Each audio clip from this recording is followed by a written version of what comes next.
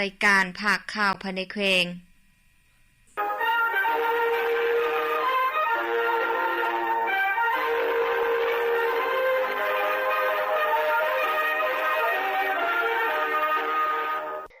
ท่านผู้ฟังที่เคารพต่อไปให้ประทานมารับฟังภาคข่าวภายในแขวงที่มีหัวข้อข่าวพร้อมเนื้อในดังต่อไปนี้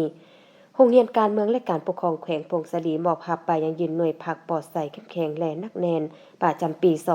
2025ในตอนบ่ายของวันที่ 11 มิถุนายน 2026 ที่ห้องประชุมโรงเรียนการเมืองและการปกครองแขวงพงศลีได้จัดพิธีมอบรับใบยังยืนหน่วยภาคปลอดใสเข้มแข็งและนักแน่นประจำปี 2025โดยการเป็นประธานของสหายพลตรีสมพรมิตรพรกรรมการศูนย์กลางพรรคเลขาคณะบริหารงานพรรคแขวงประธานสภาประชุมแขวงมีสหายนางพรสวรรค์ศักดิคุณกรรมการพรรคแขวงเลขาหน่วยพรรคหัวหน้าโรงเรียนการเมืองและการปกครองแขวงพงศลี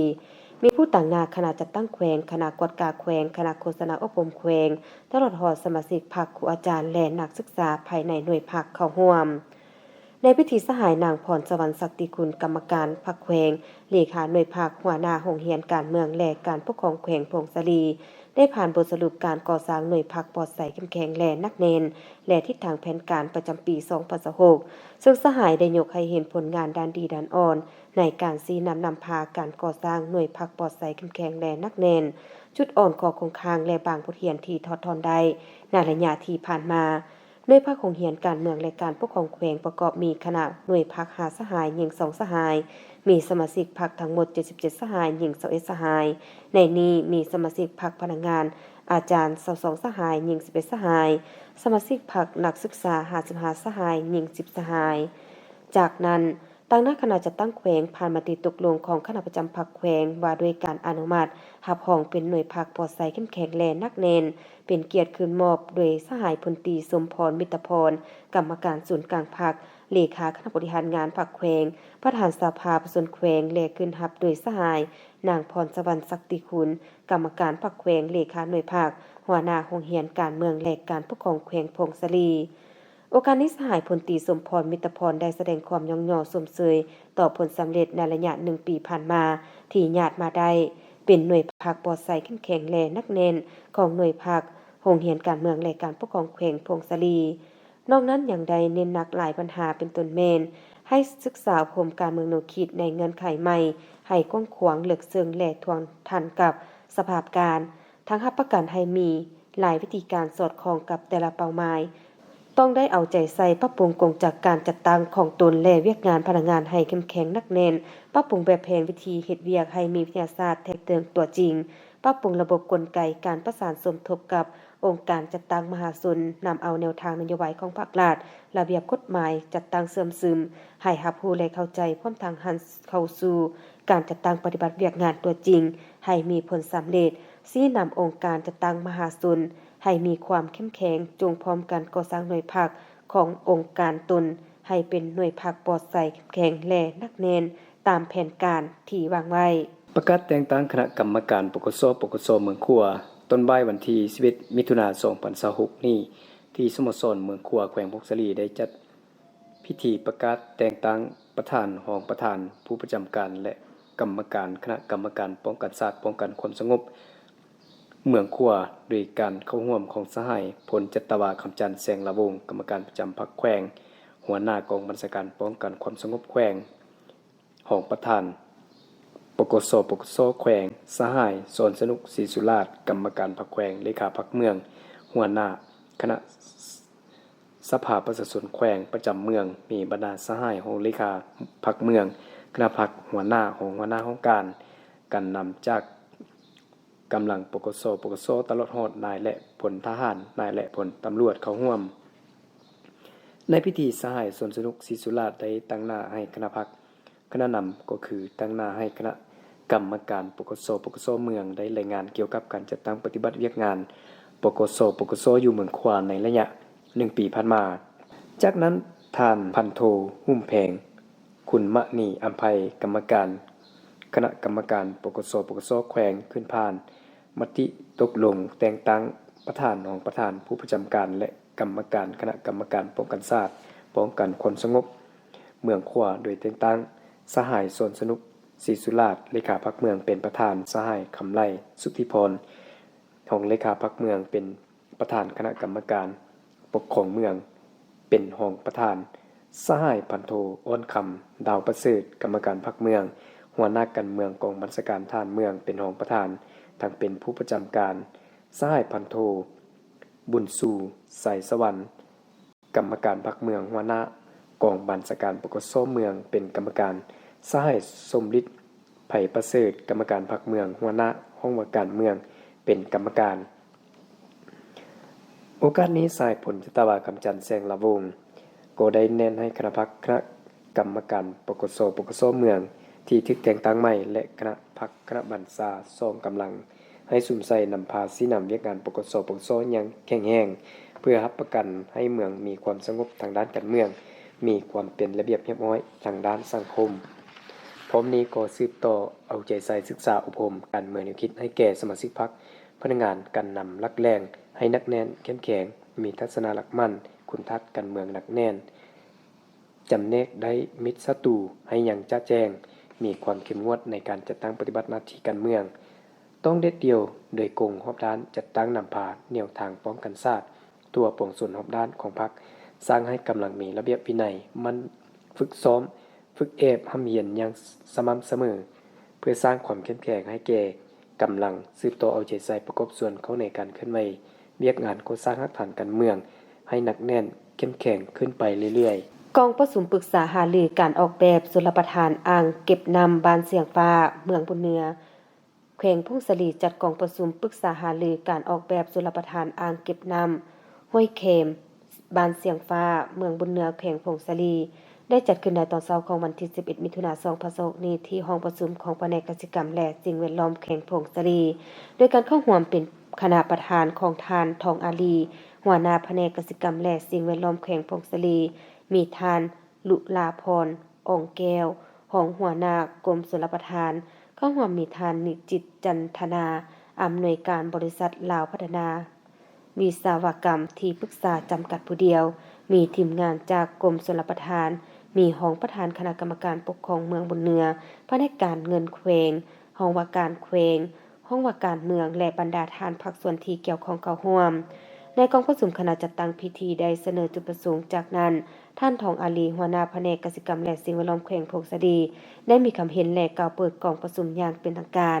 ในกองประชุมผู้เข้าร่วมได้รับฟังการผ่านแบบโครงการชลประทานอ่างเก็บน้ำห้วยเข็มบ้านเสียงฟ้า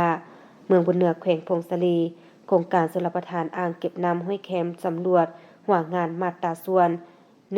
1,500 คำนวณ2แห่งเนื้อที่15เฮกตาร์สำรวจหัวงานอ่างเก็บน้ำ140เฮกตาร์สำรวจเนื้อที่เฟืองมาตราส่วน1ส่วน 2,000 จำนวน335เฮกตาร์สำรวจนาตัดแล้วของเมืองเมจำนวน 21.20 กิโลเมตรสำรวจจุดหางลินข้ามน้ำจำนวน5จุดสำรวจแนวทางและขวาข้ามน้ำจำนวน1เส้น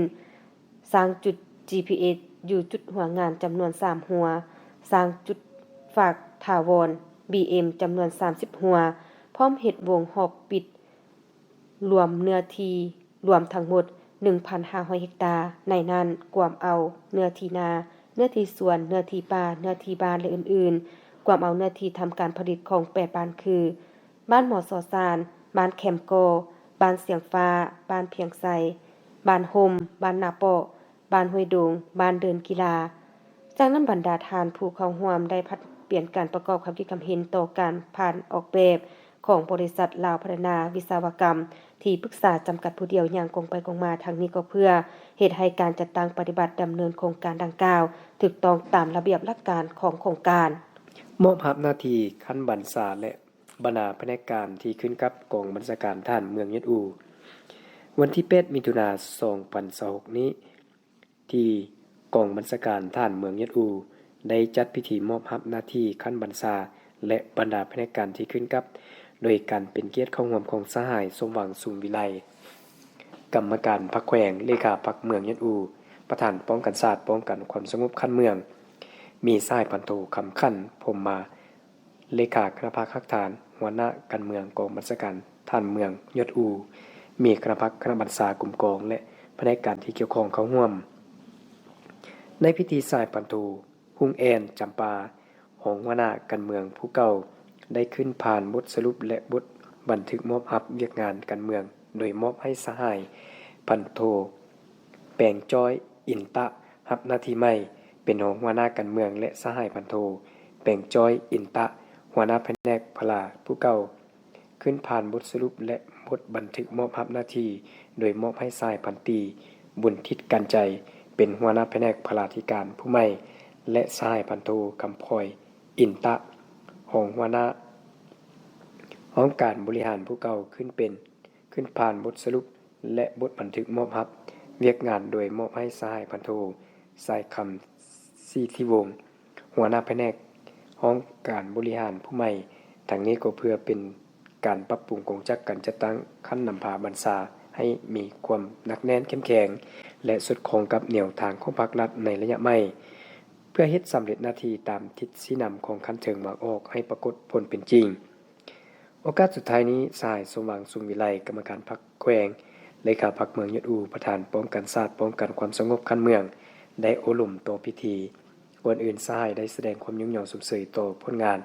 และความก้าวหน้าของบรรดาสายที่ได้รับหน้าที่ใหม่พร้อมทั้งแน่นหนักบังบัญชาและอยากขอให้บรรดาสหายผู้ที่ได้รับหน้าที่ใหม่จงตั้งหน้าฝึกฝนหล่อหลอมตนเองให้กลายเป็นพนักงานหลักแหล่งมีคุณทัศน์การเมืองหนักแน่นมีคุณสมบัติศีลธรรมปฏิวัติ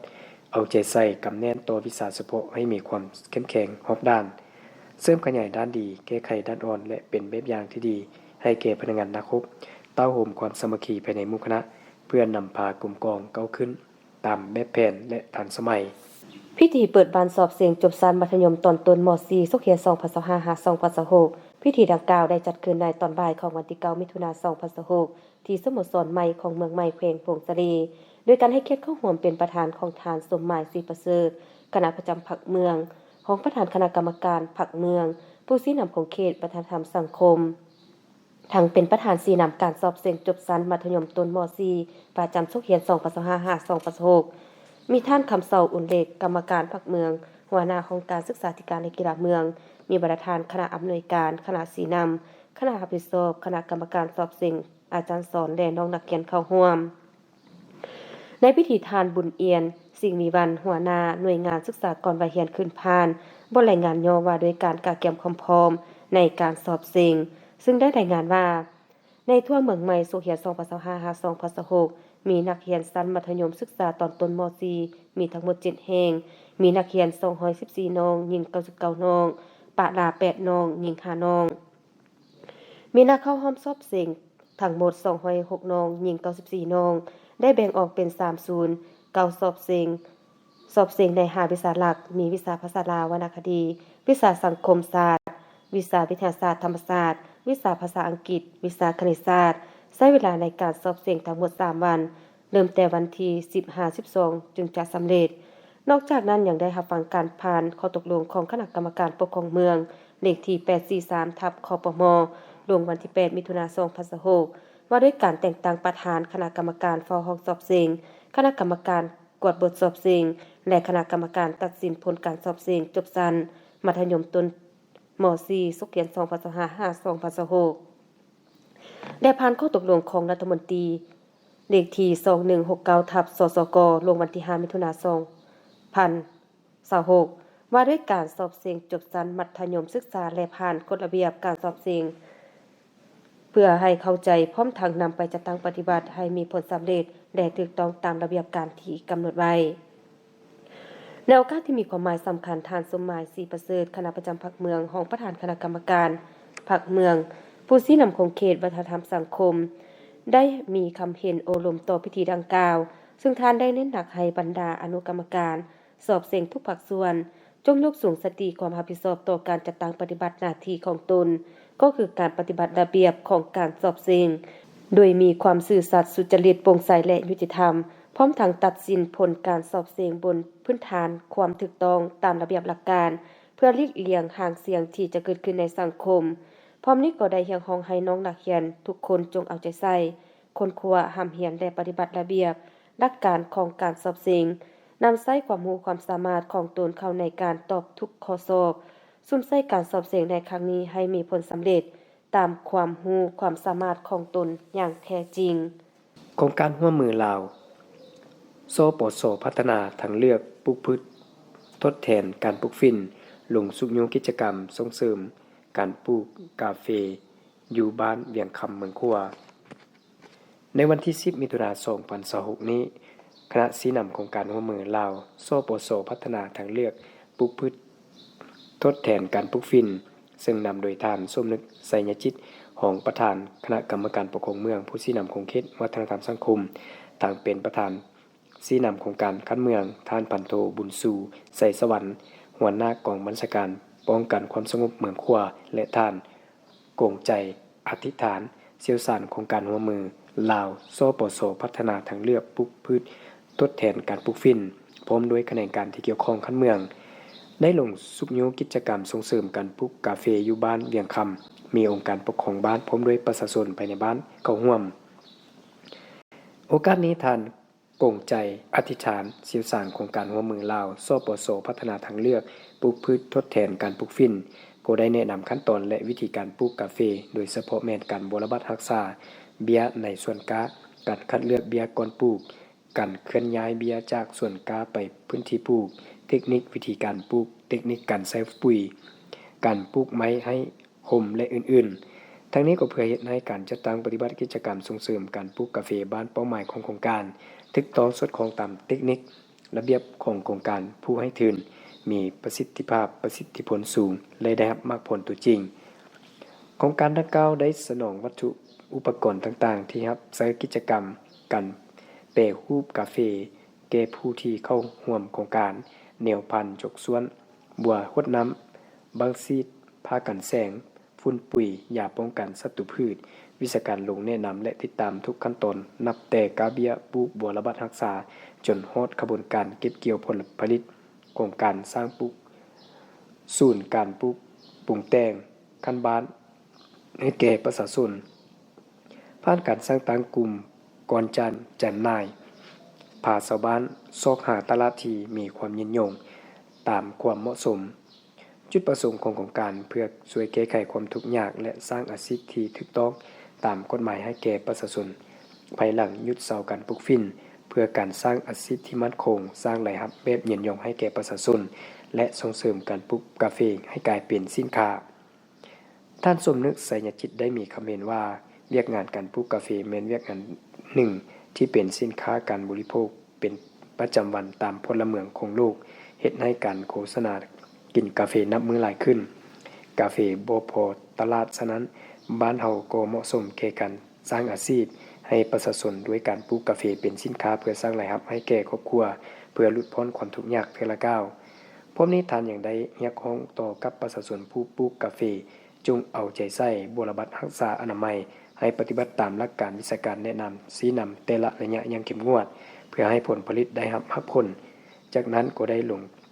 สาธิตการปลูกเบียร์กาแฟการปลูกไม้ห่มและการปลูกพืชตระกูลถั่วตึงอีกต่อไปบรรทานมารับฟังพยากรณ์อากาศประจำวันที่12มิถุนายน2026สภาพรวมบริเวณความกดดันต่ำยังจะสืบต่อปกคลุมอยู่ทั่วทุกภาคของประเทศลาวโดยกำลังอ่อนสมทบกับกระแสลมตะวันตกเฉียงใต้พัดปกคลุมซึ่งยังจะเฮ็ดให้มีฝนตกฟ้าร้องฟ้าเลื่อมในระดับคอยหาปานกลางอยู่ทั่วไปและจะมีฝนตกหนักเพราะมีลมพัดแรงอยู่บางบริเวณตึมอีกพยากรณ์อากาศแต่เวลา 7:00 นของวันที่12มิถุนายน2026หาเวลา 7:00 นของวันที่13มิถุนายน2026สภาพอากาศของแขวงพงศลีและบรรดา7เมืองมีฝนตกในระดับคอยเป็นบางบริเวณเนื้อที่การปกคลุมของฝนกว่า40ส่วนห้อยอุณหภูมิในระหว่าง 18-24 องศา